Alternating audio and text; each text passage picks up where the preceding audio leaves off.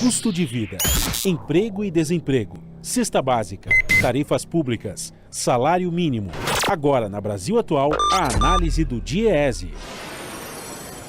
E nós vamos fazer contato agora com o diretor técnico do Diese, Fausto Augusto Júnior. Bom dia, Fausto. Bom dia, Glauco. Bom dia a todos.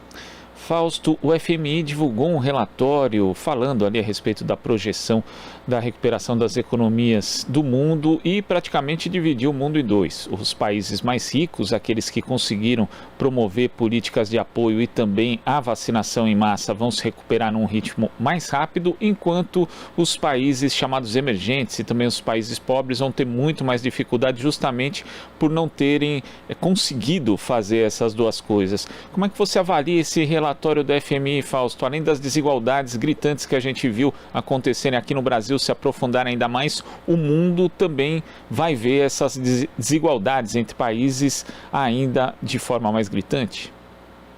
Sim, Glauco. Primeiro que a questão da pandemia fez emergir uma série de contradições, colocou ali para a gente uma série de mudanças que se aceleraram muito com relação à pandemia.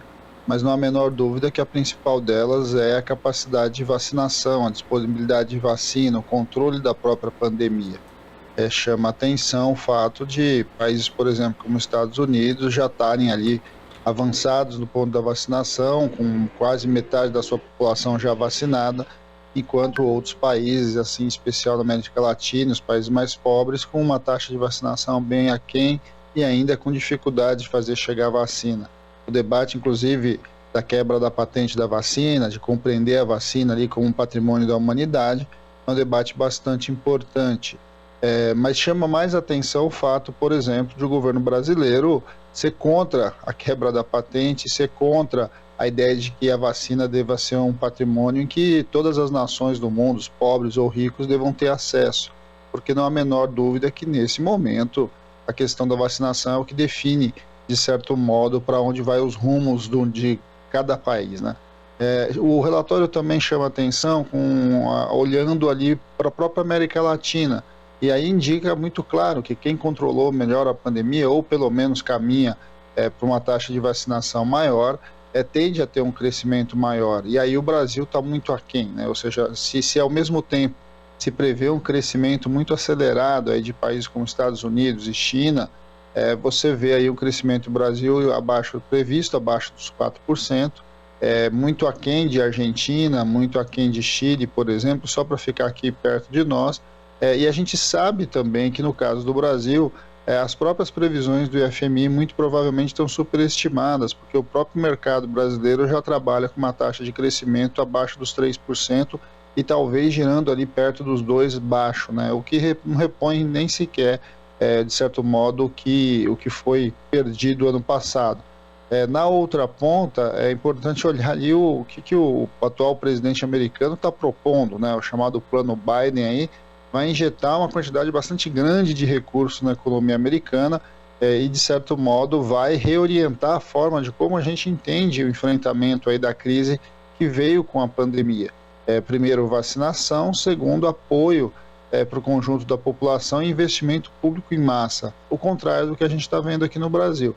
No Brasil a gente não tem vacinação, a vacinação muito aquém, um governo que nega a pandemia, e ao negar a pandemia faz com que o Brasil hoje seja o país que mais morrem pessoas no mundo, ao mesmo tempo em que você não controla a pandemia, você também não avança no processo de vacinação, algo bastante complicado. Hoje nós estamos aí com a informação que já está começando a faltar insumos para a produção de vacinas aqui no Brasil.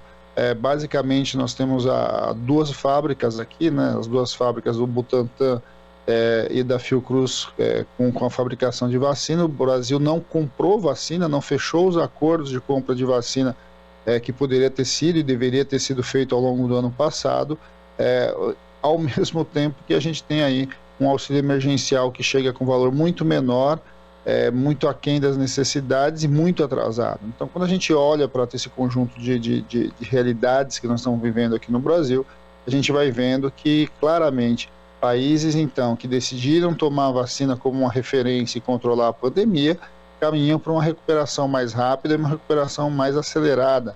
enquanto países que, de certo modo, deixaram ali ou estão impossibilitados de lidar com a pandemia, vão ter um 2021 bastante aquém. E importante, né, as projeções mostram também para 2022, e aí nisso a gente ainda tem uma previsão de crescimento ainda menor em relação ao resto do mundo, o que coloca para nós uma série de desafios, em especial de um governo que não compreende ali a vida como um elemento fundamental da nossa economia. E o pior, Fausto, que quando a gente vê, por exemplo, a própria experiência dos Estados Unidos, o Brasil, em termos comparativos, poderia até ter uma vantagem em relação aos Estados Unidos, porque tem um sistema público universal e ainda por cima uma experiência em termos de vacinação que coloca o país entre os principais do mundo nesse quesito de vacinar a própria população, algo que os Estados Unidos não tem, pelo menos igual ao Brasil. E o que a gente vê é justamente o contrário, né? Os Estados Unidos conseguindo fazer uma vacinação em massa e o Brasil ainda com uma vacinação bastante lenta. E o relatório do FMI ainda mostra, né, mais uma vez que essa dicotomia entre economia e vida é uma falsa dicotomia, porque ainda atesta ali que a vacinação em massa vai promover justamente de forma mais rápida a recuperação do mercado de trabalho e também o retorno em termos de impostos para os países que investirem na vacinação. Então é um dinheiro que retorna, não é um dinheiro gasto, é um investimento na saúde e também na própria recuperação econômica. O Brasil perdeu uma oportunidade, né, Fausto? Não só perdeu uma oportunidade, como desmontou aquilo que tinha de excelência, né, Glauco? Vamos lembrar que na crise anterior, né, da pandemia do H1N1, o Brasil vacinou mais de 70 milhões de pessoas em menos de 3 meses. Isso porque você tinha, claro, uma ação coordenada ali do Ministério da Saúde, do SUS, e o SUS chegando ali ao conjunto das cidades do Brasil. O Brasil, por exemplo, foi um dos países que menos sofreu com aquela pandemia, em especial por conta da velocidade da sua vacinação. O que nós estamos vendo agora é o contrário. Como o governo federal nega a questão da pandemia e começou a falar de vacina agora, né, com o seu quarto ministro da Saúde, a gente vai vendo o que aconteceu. O SUS deixou, o Sistema Único, deixou de coordenar as ações de vacinação. O Ministério da Saúde, ao negar o processo e ao negar a pandemia, de certo modo, simplesmente pulverizou as ações. Você não teve um movimento muito claro ali do Brasil no processo de compra e de negociação, e ao contrário, né? Nós tivemos um Ministério de Relações Internacionais e Relações Exteriores que foi contra todo esse processo, e foi contra, inclusive, a forma como como o mundo inteiro estava negociando e estava discutindo com relação às vacinas. Isso é tão forte que essa posição ainda continua. Quer dizer, a Organização Mundial da Saúde tem chamado o Brasil para defender a quebra da patente da vacina, e o Brasil se nega a isso. O Brasil é um dos poucos países do chamado terceiro mundo, dos países em desenvolvimento mais pobres, que defende um uso individualizado, um uso empresarial da vacina. É algo para a gente pensar qual a posição do atual governo, o que nós estamos vivendo, o que tem significado, e isso vai vendo o que é uma política do caos, né? Claramente nós vivemos hoje uma política do caos, e ao excepcionalizar ali, né, ao separar a vida e a economia, está levando ao poço uma quantidade, a nossa economia em geral, mas principalmente uma quantidade enorme de vidas que poderiam ser poupadas no enfrentamento mais racional dessa crise. E é importante esse ponto que você ressalta, Fausto, quando a gente lembra, por exemplo, no passado recente, da questão do HIV, né? Do barateamento dos medicamentos contra o HIV e também posteriormente da quebra de patentes. O Brasil teve uma posição internacional de destaque, não só no governo Lula, como também no governo Lula e Dilma, como também no governo Fernando Henrique Cardoso. Foi um trabalho diplomático que continuou ali de forma independente da orientação dos governos de turno, e agora a gente tem justamente o contrário, o Brasil trabalhando contra, né? A gente sabe como essa questão do HIV foi importante, por exemplo, para os países da África, que ali no fim dos anos 90, boa parte deles Janeiro estava sendo devastado praticamente pela epidemia de AIDS e hoje tem sob controle justamente por conta dessa política mundial. E a gente não tem uma política de vacinação global para tratar principalmente dos países pobres. O Brasil retrocedeu demais também nesse campo diplomático e isso refletiu nas vidas de uma forma geral, né, do mundo, mas também nas economias dos países, Fausto. Fica bem claro, Glauco, que aqueles países que de certo modo deixaram a questão da saúde como uma questão de mercado, ele vai perdendo a sua capacidade primeiro de proteger a sua população, e isso inevitavelmente impacta na economia em geral. No caso do Brasil, chama atenção o fato da gente ter somente 2 fábricas de vacina nacional, de vacina humana, e em compensação o mercado ali promove quase que mais de 30 fábricas de vacinas bovinas, que de certo modo 90% aí da vacinação de bois no Brasil é fabricada aqui no Brasil.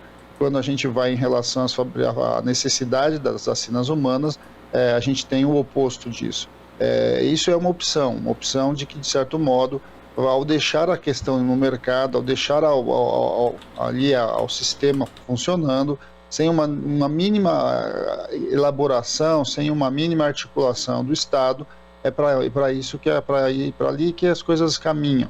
Então, acho que nós temos que repensar muito isso, repensar o atual governo, afinal de contas, para onde que ele está caminhando com o país, e repensar bastante a nossa política aí, de relação com o mercado da saúde.